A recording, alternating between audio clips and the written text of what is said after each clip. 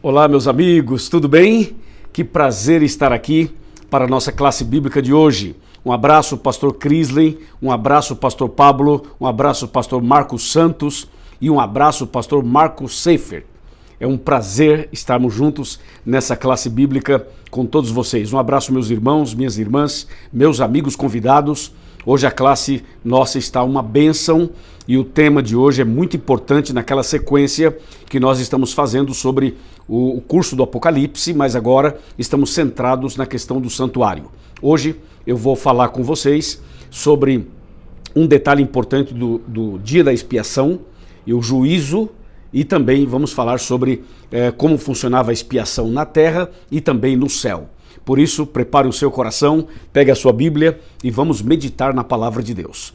Eu quero agradecer a você que está vendo a gente pelo Zoom e a você que está assistindo também pelo nosso canal do YouTube. Tenho certeza que de uma maneira ou de outra você está conectado aqui e que Deus abençoe grandemente a cada um de vocês. Você que está nos Estados Unidos, você que está em algum país da Europa, você que está no Brasil, você que está em Angola, você que está em outro lugar do mundo, seja muito bem-vindo, seja muito bem-vinda. Bom, já tivemos a abertura, já tivemos a oração e agora vamos direto ao tema de hoje. Por favor, pega a sua Bíblia e abra comigo em Levítico, capítulo 23, versículos 26 e 27 e 28. Diz assim: Disse mais o Senhor a Moisés: Mas aos 10 deste mês sétimo será o dia da expiação. Tereis santa convocação, e afligireis a vossa alma, e trareis oferta queimada ao Senhor. Agora verso 28. Nesse mesmo dia nenhuma obra fareis, porque é o dia da expiação, para fazer expiação por vós perante o Senhor vosso Deus. Até aqui. Bom, esse é um assunto realmente que é necessário para que a gente possa compreender e a gente possa dar um passo de fé na caminhada cristã. O santuário, você lembra, tinha o pátio, o santo e o santíssimo. O sumo sacerdote entrava no santíssimo uma vez no ano. Já falamos sobre isso, né? Lembra, né? Ok. Só que quando o sumo sacerdote ia entrar no santíssimo, eles selecionavam 2 animais e lançavam sortes sobre esses 2 animais. Um deles representava Cristo e o outro representava Satanás. O animal que representava Satanás era levado para o deserto e abandonado lá. E lá ele morria. Esse animal que representa Satanás também está relacionado com o que vai acontecer com Satanás durante os 1000 anos, Apocalipse 20. Ou seja, a terra vai ficar vazia, vai ficar sem ninguém, e então tudo escuro, tudo destruído, e Satanás e os anjos maus ficarão aqui durante 1000 anos. Então essa é a ideia daquele animal que era levado para o deserto e abandonado lá. Agora veja, o outro animal que representava Cristo era morto, porque representava Cristo. E aquele sangue deste animal era colocado numa vasilha, e então o sumo sacerdote entrava no Santíssimo, levando esse sangue para fazer a intercessão, para fazer o ritual, para oferecer a Deus e pedir a Deus o perdão pelos pecados das pessoas, pecados estes cometidos durante todo o ano.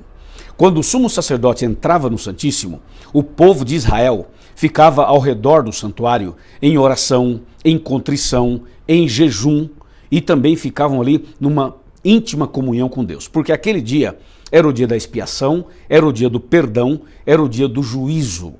Sabe que o termo usado pelo povo de Israel era Yom Kippur, mas analisando esses detalhes de maneira mais assim específicos, eu diria o seguinte: no dia da expiação acontecia a manifestação de Deus para perdoar os pecados. Então, expiação significa perdão, mas também era um dia de juízo. Então o povo tinha aquele dia como um dia sagrado, um dia de feriado. Eles até chamavam esse dia de sábado, mas era um sábado cerimonial, de cerimônia. E a expiação, portanto, era um dia muito forte, muito importante para o povo de Israel. Aí Deus descia do céu, se manifestava ali sobre a arca da aliança, e ali então o sumo sacerdote fazia esse processo intercessório através daquele sangue daquele animal. E Deus então, com a presença ali, uma presença extraordinariamente maravilhosa, uma mistura de fogo, fumaça, vento, trovão, relâmpago, uma coisa assim divina realmente, e ali naquele momento então o sumo sacerdote fazia essa intercessão. Aí Deus então perdoava o povo, os pecados do ano todo. E o sumo sacerdote saía dali, quando chegava lá fora, ele então dizia para as pessoas que estavam reunidas lá fora, dizendo mais ou menos assim: atenção meus amigos e irmãos, eu tenho a grande notícia, novas de grande alegria para vocês. Deus perdoou os nossos pecados. E essa notícia era um evangelho, eram as boas novas. E aquele povo vibrava, comemorava, se alegrava. E para expressar a gratidão deles, a alegria deles, eles faziam uma festa. E assim eles louvavam e exaltavam o nome de Deus. Nesse mesmo dia acontecia a purificação do santuário. Eles trocavam os tapetes, as cortinas, eles trocavam toda aquela parte que foi manchada pelo sangue. Você lembra que o ritual no lugar santo acontecia 2 vezes por dia, todos os dias. E o sangue do animal era levado para o lugar santo e aspergido ali na cortina, no véu, e derramado à base do altar. Então, durante um ano fazendo isso, Com certeza o santuário ficava muito sujo, tinha até um mau odor. Então, ali naquele dia da expiação, depois que Deus perdoava o povo, eles então purificavam o santuário, lavavam, limpavam tudo e preparavam o santuário para o próximo ano, para fazer tudo outra vez. E assim eles faziam todos os anos. Esse era o dia da expiação, da purificação, do perdão. Era o dia de juízo para aquele povo. Interessante tudo isso, né? Agora veja, quando a gente vai para Mateus 27, 50 e 51, que a gente já leu também a semana passada, diz que quando Cristo morreu na cruz, o véu do santuário se rasgou em duas partes, de alto a baixo, mostrando que foi uma ação divina, mostrando que a morte de Cristo colocou um ponto final no ritual do santuário. Agora atenção, muitas pessoas que não têm talvez a compreensão desse assunto, elas dizem por aí que na cruz Cristo aboliu a lei, aboliu os 10 mandamentos. Talvez você já ouviu falar isso por aí. Pois é, essa informação não está correta, não é verdadeira. Porque, de fato, na cruz, Cristo não aboliu a lei. Na cruz se cumpriu todo o ritual do santuário. Porque o ritual do santuário apontava para Cristo, apontava para a cruz. Veja só, você vai lá no pátio do santuário, tinha o altar de sacrifício, que apontava para o sacrifício de Cristo. Depois tinha aquela pia com água. A água simbolizava Cristo, simbolizava a Bíblia, simbolizava o Espírito Santo e simbolizava o batismo. Aí você entra no lugar santo, você tem o castiçal com 7 lâmpadas. As lâmpadas ficavam acesas dioturnamente, representando Cristo, a luz do mundo. E o número 7 representava as 7 fases da igreja em Apocalipse, as 7 igrejas do Apocalipse. Entendeu? E também o 7 é o número da perfeição. Do outro lado, no lugar santo, tinha uma mesa com 12 pães. O pão era sem fermento, que simbolizava Jesus, o pão da vida. Agora, o fato de estar sem fermento estava indicando que Jesus não pecaria, e de fato nunca pecou, porque o fermento era símbolo do pecado. O número 12, 12 pães, era uma referência ao povo de Israel, às 12 tribos de Israel, e também era uma referência aos 12 discípulos de Cristo. Entendeu? Ainda no lugar santo, um pouco mais para frente, tinha o altar de incenso. Esse altar de incenso simbolizava a adoração, as orações, os louvores, o culto que o povo realizava lá e que nós realizamos até hoje. Toda vez que fazemos um culto, esse culto sobe até Deus como um aroma agradável, como um cheiro suave. Deus aceita a nossa adoração. Aí passamos pelo véu e chegamos no Santíssimo. No Santíssimo tinha a Arca da Aliança e lá dentro as tábuas da lei, mostrando que ali tinha uma mensagem de juízo. E a lei representava amor e justiça. Também tinha a vara de Arão, mostrando que Deus está no comando da sua igreja. E ainda tinha o maná, que representava o cuidado de Deus. Deus cuida, Deus provê o que nós precisamos. E você veja, o cordeiro que era morto simbolizava Cristo. O sangue derramado era o sangue de Cristo. O sacerdote simbolizava Cristo. O sumo sacerdote também simbolizava Cristo. Portanto, todo o ritual do santuário apontava para Cristo. E quando Cristo morreu na cruz, todo esse ritual acabou, chegou ao seu final. Então, o que terminou na cruz foi todo o processo do ritual do santuário, e não os 10 mandamentos, porque os 10 mandamentos continuam. Por exemplo, hoje é pecado adulterar, é pecado roubar, é pecado matar, é pecado adorar imagens, é pecado transgredir a lei, os 10 mandamentos. Então, os 10 mandamentos são eternos e sempre será pecado transgredir os 10 mandamentos, ok? Agora, o ritual do santuário, matar cordeiros, levar o sangue no santuário, isso acabou. Porque Jesus é o Cordeiro de Deus que tira o pecado do mundo. Quando João Batista viu Jesus chegando, em João 1,29, ele diz: eis o Cordeiro de Deus que tira o pecado do mundo. Muito bem, até aqui algumas coisas eu até repeti para fortalecer a mensagem no seu coração, mas vamos agora avançar um pouco mais. Cristo morre na cruz, e quando Cristo morreu na cruz foi exatamente no final de semana da Páscoa, porque Cristo é o Cordeiro Pascal. Cristo Jesus morreu no final de semana da Páscoa. Interessante que era quando eles matavam também o cordeiro, comemorando, obviamente, a libertação da escravidão do Egito. E aí Cristo morre, é sepultado. Ao terceiro dia, ele ressuscita. Quando Jesus ressuscitou, ele permaneceu na terra por mais 40 dias. No final dos 40 dias, Jesus voltou para os céus. Quando Jesus voltou para os céus, ele entrou no lugar santo do santuário celestial. Entrou no lugar santo. E ali, no lugar santo, Jesus desempenhou um ministério em favor do seu povo, em favor da humanidade. Cristo exerceu um trabalho extraordinariamente importante no lugar santo. Mas há uma profecia em Daniel 8,14, eu vou ler agora para você, e essa profecia indica o momento em que Jesus deveria sair do santo e passar para o santíssimo. Veja o texto, pega a sua Bíblia e abra comigo em Daniel 8,14.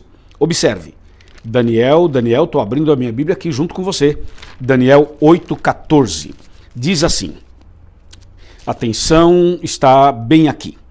E ele me disse, até 2.300 tardes e manhãs, e o santuário será purificado. Bem, esta é uma profecia que está dizendo que, após um período de 2.300 tardes e manhãs, o santuário celestial seria purificado, assim como era purificado o santuário terrestre. Entendeu? E essas 2.300 tardes e manhãs representam o quê? Como é que a gente pode entender isso daqui? Bem simples e fácil de entender.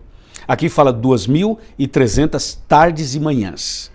Uma tarde e uma manhã é um dia. Então aqui são 2.300 dias. Só que isso é uma profecia. E na profecia, um dia equivale a um ano. Ezequiel 4:6 e Números 14:34. Então, se um dia profético é um ano, esses 2.300 dias aqui são 2.300 anos. Então a profecia está dizendo, no final do período de 2.300 anos, o santuário celestial será purificado. E quando nós estudamos esse assunto em Daniel 9, Daniel 8, quando vamos para Esdras, quando analisamos um pouco mais esse assunto na Bíblia, a gente descobre que começaria a contagem dos 2.300 anos a partir da ordem que foi dada para reconstruir Jerusalém. Ou seja, no final do ano 457, início do ano 456 a.C. Vou repetir, final de 457, início do ano 456 a.C. Esse foi o momento em que começou a contar esse período de 2.300 anos. Então, se você pega 457, 456 e você acrescenta 2.300 anos aí, nós vamos chegar ao ano de 1844 depois de Cristo, ok? Então, em 1844 depois de Cristo foi o momento em que terminou o período de 2.300 anos, conforme diz Daniel 8,14. Portanto, em 1844 deveria começar a purificação do santuário celestial. Ou seja, Jesus passaria do lugar santo para o lugar santíssimo lá em cima, no santuário celestial. E foi isso que aconteceu. Jesus passou para o Santíssimo e neste momento Jesus está no lugar santíssimo. E lembra, quando o sumo sacerdote aqui na terra passava para o Santíssimo, era o dia da expiação, era o dia do perdão, era o dia da purificação, era o dia do juízo, ok? Então, Jesus, nesse momento, ele já está no lugar santíssimo do santuário celestial. Fazendo o quê? Intercedendo por nós. Fazendo o que mais? Iniciando o juízo. Fazendo o que mais? Dando a oportunidade de perdão, de reconciliação para cada um de nós. Nós estamos tendo a chance agora de receber de Deus, através de Cristo, esta oportunidade de salvação. Entendeu? Agora veja, quando Cristo passou para o Santíssimo no santuário celestial, não era necessário que ele levasse sangue numa vasilha, como o sumo sacerdote da terra fazia, porque o próprio Cristo morreu na cruz e já derramou o seu sangue. Então ele é o Cordeiro, ele é o sacerdote, ele é o sumo sacerdote, ele entrou no Santíssimo e ele tem autoridade total para fazer esse trabalho por nós. Ele é Deus, ele é o Cordeiro e ele também é o sumo sacerdote. Hoje Cristo está fazendo isso. Então o que significa isso? Significa que o juízo final já começou, que a purificação do santuário também já começou e que todo esse processo dos últimos dias também já começou. Veja só, quando nós falamos em juízo, nós lembramos daquele dia da expiação lá do povo de Israel. Lembra que quando o sumo sacerdote passava para o Santíssimo era expiação, perdão, purificação e juízo. Lembra? Então hoje Cristo está no Santíssimo e já começou o juízo final. Essa é a grande notícia de hoje. O juízo final já começou. Só que o juízo final aparece na Bíblia em 3 etapas ou 3 fases. E eu vou te mostrar agora aqui quais são essas três fases, para que a gente entenda bem claramente. Vamos ver a primeira fase do juízo final, que já começou quando Cristo passou para o Santíssimo lá no céu. Vamos para Apocalipse. Pega a sua Bíblia e abra comigo em Apocalipse. Apocalipse capítulo 14, versículos 6 e 7. Observe aqui esse texto dizendo para nós que o que é a primeira fase. São três fases. Vou mostrar a primeira. Apocalipse 14, 6 e 7 diz: Vi outro anjo voando pelo meio do céu, tendo um evangelho eterno para pregar aos que se assentam sobre a terra e a cada nação e tribo e língua e povo, dizendo em grande voz: Temei a Deus e dai-lhe glória, pois é chegada a hora do seu juízo, e adorai aquele que fez o céu e a terra e o mar e as fontes das águas. Ouviu? Prestou atenção? Eu vou repetir o verso 7 para dar uma ênfase. Vamos lá. Dizendo em grande voz: Temei a Deus, dai-lhe glória, pois é chegada a hora do seu juízo. Ouviu isso? A frase é chegada a hora do seu juízo. Chegou o juízo, começou o juízo. Então, esta expressão apresenta um juízo presente, atual. Esta é a primeira fase do juízo final. O juízo de investigação, ou juízo investigativo. A primeira fase é juízo de investigação. A segunda fase é o juízo de comprovação e a terceira de execução. Vamos ver a segunda fase na Bíblia também. Abra sua Bíblia em Apocalipse 20. Veja o que diz Apocalipse capítulo de número 20, versículos 11 e 12. Diz assim: Vi um grande trono branco. Tá vendo o trono aqui? Já falando de juízo. Vi um grande trono branco. E aquele que nele se assenta, de cuja presença fugiram a terra e o céu, e não se achou lugar para eles. Verso 12. Vi também os mortos, os grandes e os pequenos, postos em pé diante do trono. Então se abriram livros, ainda outro livro, o livro da vida, foi aberto, e os mortos foram julgados, segundo as suas obras, conforme o que se achava escrito nos livros. Percebeu? Eu li tudo isso para você em Apocalipse 20, mostrando que Apocalipse 20 fala do milênio, fala dos 1000 anos. Exatamente isso. E aqui, se você pegar Apocalipse 20, versos 1, 2 e 3, fala que o diabo vai ficar preso durante 1000 anos, e no verso 4 já fala do juízo. Eu li os versos 11 e 12, que está no mesmo capítulo, mostrando, portanto, que haverá um juízo durante o milênio. E o milênio começa na volta de Cristo, ok? Durante o milênio a terra vai estar vazia, tudo escuro, somente o diabo e os anjos maus aqui. Os ímpios vão estar mortos e o povo de Deus vai estar no céu. E justamente durante esse milênio haverá uma outra fase do juízo. É a fase de comprovação, a segunda fase. Viu? Agora eu vou lhe mostrar a terceira e última fase. Abra sua Bíblia comigo em São Mateus, Evangelho de Mateus, no capítulo 25. E aqui eu vou ler com você o verso 34 e o 41, os dois versos. Vamos para o 34. Então dirá o rei aos que estiverem à sua direita: Vinde, benditos de meu Pai, entrai na posse do reino que vos está preparado desde a fundação do mundo. Agora 41. Então o rei dirá também aos que estiverem à sua esquerda: Apartai-vos de mim, malditos, para o fogo eterno, preparado para o diabo e para os seus anjos. Deixa eu repetir o texto, porque alguns não pegaram. Eu li Mateus 25, versículo 34 e versículo 41. Você viu que no 34, Jesus dá as boas-vindas aos salvos e diz: Vinde, benditos de meu Pai, recebei por herança o reino que está preparado para vocês desde a fundação do mundo. Aí está a expressão que mostra o juízo de execução, ou seja, a sentença final. Deus dando as últimas palavras para os salvos, as boas-vindas para os salvos. E o 41 mostra Jesus dando a sentença final para os ímpios, dizendo: Apartai-vos de mim para o fogo eterno, preparado para o diabo e para os seus anjos. E aí os ímpios serão destruídos para sempre. Você viu? Esta expressão que lemos agora é o juízo de execução, é a sentença final. Portanto, ficou claro que o juízo final está dividido em 3 etapas, em 3 fases, ok? Então, se isso está na Bíblia de maneira muito clara, nós precisamos entender agora como é que funciona o juízo. Quem é quem no juízo final? Quem é o juiz? Quem são as testemunhas? Quem é o advogado de defesa? Quem é o advogado de acusação? Qual é a lei usada como norma do juízo? Quem são os réus? Entendeu? Então nós precisamos fazer agora esse estudo, e esse vai ser o tema da semana que vem. Nós vamos falar sobre o diagrama do juízo, para saber quem é quem no juízo final, e como devemos então estar preparados para aquele dia.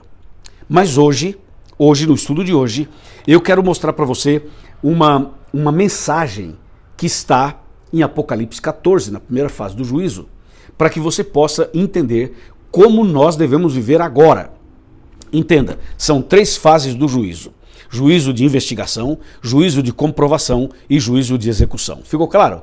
Deixa eu ver se ficou claro. O juízo de investigação acontece quando? Vamos ver se você responde. Quando? Muito bem, agora. O juízo de investigação está acontecendo agora. E quando é que vai acontecer o juízo de comprovação? Durante o milênio, muito bem. E quando é que vai acontecer o juízo de execução? Depois do milênio. Muito bem, exatamente isso. Então, das 3 fases, sabe qual é a mais importante? É a primeira. Porque a primeira fase é que determina quem vai ser salvo e quem não vai. Entendeu? Porque a segunda é só para comprovar e a terceira é só para dar a sentença final. Então nós precisamos saber como viver hoje nesta fase para que a gente possa ser salvo, ok? E por isso eu chamo a sua atenção para Apocalipse 14 outra vez. E agora vamos ler somente o verso 7. Apocalipse 14, verso 7. Veja o que diz a Bíblia e como nós devemos viver agora, hoje. Apocalipse 14, verso 7. Diz assim: dizendo em grande voz, número 1, temei a Deus. Número 2, dai-lhe glória, pois é chegada a hora do seu juízo. Número 3, e adorai aquele que fez o céu e a terra e o mar e as fontes das águas. Então são 3 dicas, são 3 orientações preciosas para mim e para você. Assim devemos viver hoje. Vou repetir: temei a Deus, dai-lhe glória e adorai aquele que fez os céus e a terra. É assim que nós devemos viver hoje, porque o juízo já começou, porque Jesus já está no Santíssimo, porque Jesus já intercede por nós. Analisemos um pouco então essas 3 expressões do Apocalipse. O que significa temei a Deus? Temer a Deus não é ter medo de Deus. Temer a Deus é amá-lo, respeitá-lo e obedecê-lo, ok? Quem teme a Deus ama, respeita e obedece. Assim devemos viver hoje, amando a Deus, respeitando a Deus e obedecendo os seus mandamentos.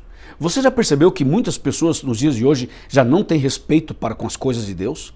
Não respeitam a Bíblia, não respeitam a igreja, não respeitam as doutrinas, não respeitam os princípios. Hoje há uma rebeldia declarada e as pessoas confundem as coisas.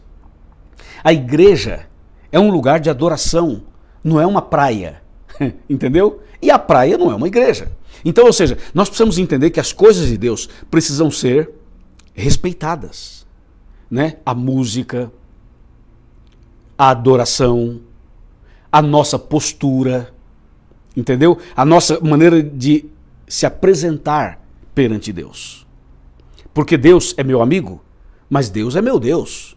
Ele é todo-poderoso e ele merece o meu respeito. Então veja, a Bíblia fala: temei a Deus, significa amai a Deus. Temei a Deus, respeitai a Deus. Temei a Deus, obedecei a Deus. Há um texto em João 14, verso 15, que fala assim: se me amais, guardareis os meus mandamentos. Se você me ama, me obedeça. Esse é o princípio, entendeu? Então a primeira parte é temei a Deus. Nós devemos temer a Deus nesse sentido. Ficou claro? Muito bem. A segunda frase é: dai-lhe glória. O que significa isso? Dai-lhe glória. Significa dar a Deus toda a honra e toda a glória. Reconhecer que Deus é o dono de tudo. Esse é um princípio de mordomia cristã. Nós precisamos reconhecer que Deus é o dono de tudo. Precisamos reconhecer que tudo que eu tenho, que tudo que eu sou, vem de Deus. Tudo que você tem, tudo que você é, vem de Deus. Os seus talentos, as suas capacidades, o seu emprego, o seu dinheiro, a sua casa, o seu carro, tudo que você e eu temos pertence a Deus. Se você vai para o Salmo 24, fala assim, que tudo que tem nesse mundo pertence ao Senhor. E é verdade, quer ver? Quando você nasceu, você trouxe o quê? Nada. Quando você nasceu, você não tinha nada. Nem sabia andar, nem sabia falar, não trouxe nada. A sua mãe, o seu pai, as enfermeiras, foram as pessoas que cuidaram de você colocando uma roupa, cuidando de você, etc e tal. Daí a gente cresce, conquista, estuda, trabalha, compra, vende, negocia e tal. E a gente se perde e se complica achando que nós somos donos de tudo isso. Não somos, sabe por quê? Quando você morrer, quando eu morrer, não vamos levar nada. Tudo que você conquistou durante a vida vai ficar aí. E finalmente, na volta de Cristo, tudo vai ser destruído e queimado.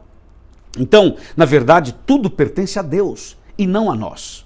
Por isso, quando Deus coloca alguma coisa na sua mão, Ele coloca para você administrar.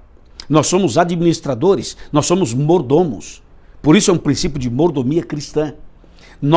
Tudo que temos, que Deus colocou em nossa mão, é para a gente administrar para a honra e glória dEle e para a pregação do Evangelho.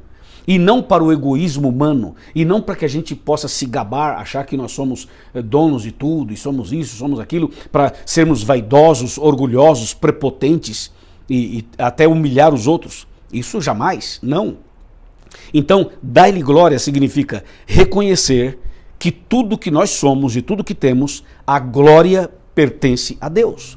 Eu tenho um carro, glória a Deus. Eu tenho uma casa, glória a Deus. Eu tenho um escritório, glória a Deus. Eu tenho um emprego, glória a Deus. Eu tenho um salário, glória a Deus. Eu tenho uma família, glória a Deus. Eu tenho saúde, glória a Deus. Entendeu? Vamos dar a glória para Deus, porque vem dele e é tudo dele. Amém?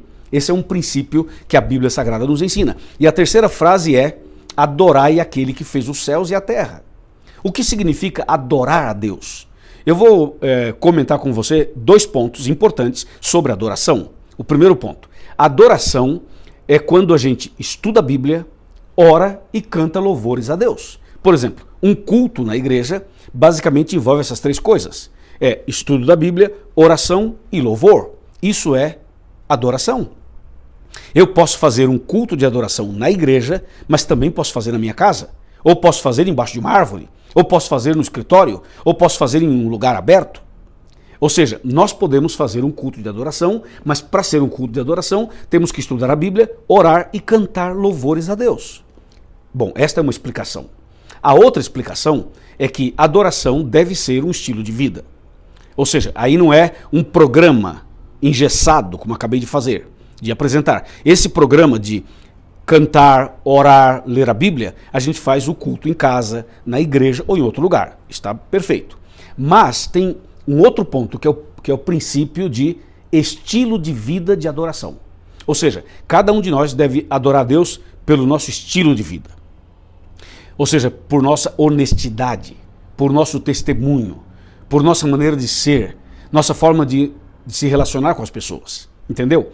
Então, todos nós que somos cristãos devemos adorar a Deus no trabalho, na escola, na viagem, nos passeios, nas horas sociais, quando você compra, quando você vende, quando você promete, quando você... Enfim, toda vez que a gente se relaciona e interage com alguém, nós devemos entender que ali deve estar o princípio de adoração.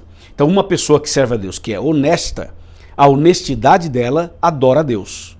A fidelidade dela adora a Deus. Entendeu ou não? Nós que somos cristãos temos que tomar cuidado para não sermos assim: eu sou cristão, mas eu vou me aproveitar dessa pessoa, entendeu? Eu vou abusar daquela outra pessoa. Eu não pago a pessoa, eu fico enrolando a pessoa. E eu falto com a verdade com essa, falto com a verdade com a outra. Então, se a gente fizer esse tipo de coisa, nós não estaremos adorando a Deus. Nós precisamos ter um estilo de vida de adoração.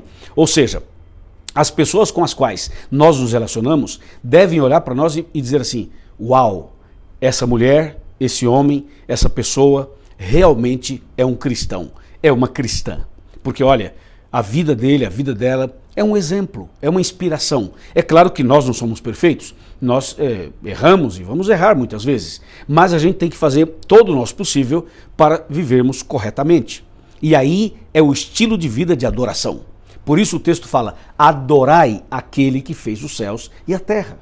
Entendeu? Repetindo as 3 frases: temei a Deus, lembra? Dai-lhe glória e adorai aquele que fez os céus e a terra. É isso. Assim devemos viver hoje, por quê? Porque Jesus está no lugar santíssimo do santuário celestial. Nesse momento, Jesus intercede por nós. E logo, logo, Jesus vai terminar sua intercessão. vai terminar o seu trabalho no Santíssimo. E quando Jesus terminar seu trabalho no Santíssimo, ele vai se levantar, vai levantar sua mão direita e vai dizer assim: está feito, está consumado, acabou. E quando Cristo falar está feito lá no céu, o Espírito Santo aqui na terra vai dizer: aqui também está feito e aqui também acabou. E aí acontecem algumas coisas que são impressionantes, que nós vamos falar no estudo da semana que vem. O diagrama do juízo e o que ocorrerá quando Jesus terminar essa parte do juízo, essa intercessão. Entendeu? E, para terminar o estudo de hoje, eu queria dizer uma coisa muito importante. Não importa o que aconteça, se você já cometeu erros no passado, se no momento você está passando por uma situação difícil, atenção, entenda que hoje Jesus está no Santíssimo, lá no céu, como dizem as pessoas de maneira geral, ele está à direita do Pai. É uma expressão até bíblica, está à direita do Pai. O que Jesus está fazendo hoje? Intercedendo por nós. Meu irmão e minha irmã, não duvide, creia totalmente. Jesus é o seu intercessor, é o seu mediador, é o seu advogado, entendeu? E nesse momento Cristo está trabalhando por você. Então aproveita, toda vez que a gente vai a Deus em oração, em nome de Jesus, é Jesus quem intercede por nós. Toda vez que a gente se arrepende e vai a Deus em oração e confessa os pecados e pede perdão, então Deus nos perdoa através de Cristo, por causa de Cristo, porque Cristo é o Cordeiro que morreu em nosso lugar. Então Cristo é aquele que intercede, é aquele que é o intermediário entre Deus e eu e você. Então agora nós temos a grande chance de buscar a Deus e saber que nós temos alguém que luta por nós, que intercede por nós, que nos ajuda, que é Jesus. Jesus está intercedendo lá no céu por nós e aqui na terra está o Espírito Santo trabalhando por nós. Aproveitemos esta oportunidade e purifiquemos o nosso coração através da comunhão com Ele, através de uma vida de relacionamento com Ele. E aí, entendeu? Gostou? Tá claro? Alguma dúvida? Prepare-se, porque em breve Jesus vai voltar. Em breve Jesus virá nas nuvens dos céus para nos buscar e precisamos estar preparados. Entendeu, irmã? Entendeu, irmão? Entendeu, meu amigo? Abra o seu coração agora. Sabe de uma coisa? Você que já é membro da igreja, renove a sua fé com Deus, renove a sua entrega agora. E você que ainda não é membro, eu quero te convidar a fazer um Chega Mais Perto para você e convidar você para que você decida se entregar completamente. Decida até mesmo nascer de novo, passar pelas águas batismais. Procure o pastor Crisley, procure o pastor Marcos Santos, procure o pastor Pablo, procure o pastor Marcos Seifer, procure a nossa equipe, todos nós queremos ajudar você a dar esse passo de fé, queremos ajudar você a avançar pela fé, queremos ajudar você a nascer de novo, entendeu? Aproveitar o tempo de graça, o tempo da misericórdia, o tempo da oportunidade, aproveitar que Cristo está intercedendo, que Cristo está no Santíssimo, que Cristo está fazendo uma obra em favor de cada um de nós. Aproveitemos isso e entreguemos a vida completamente a Ele. Amém? Você aceita? Quantos querem hoje dizer assim: Senhor, eu entrego minha vida para o Senhor, eu aceito Jesus como meu Salvador e o meu intercessor, o meu advogado? Levante a sua mão dizendo isso, pode ser a mão física ou pode ser a mão eletrônica, e diga: eu aceito Jesus como Salvador e como meu intercessor, meu advogado. Sim, muito bem, meus parabéns. Meus parabéns, meus parabéns. Louvado seja o nome de Deus, glória a Deus nas alturas por essa atitude nossa de fé. Semana que vem estaremos juntos outra vez para seguirmos com a nossa classe bíblica. Agora eu quero fazer uma oração por você. Vamos orar.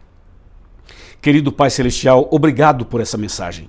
Abençoe esta pessoa que está orando comigo, essa pessoa que está aqui no Zoom, está aqui no YouTube. Senhor, derrama a tua graça sobre essa pessoa e opera nela o milagre da salvação, o milagre do perdão, o milagre da reconciliação. Que quando Jesus voltar, estejamos prontos para o céu. É o que pedimos e agradecemos em nome de Jesus. Amém. Amém, amém, amém. Deus seja louvado. E agora eu passo a palavra para vocês, para que vocês façam, para vocês fazerem o encerramento da classe bíblica. Um forte abraço. Deus abençoe e até a semana que vem com a graça de Deus. Amém.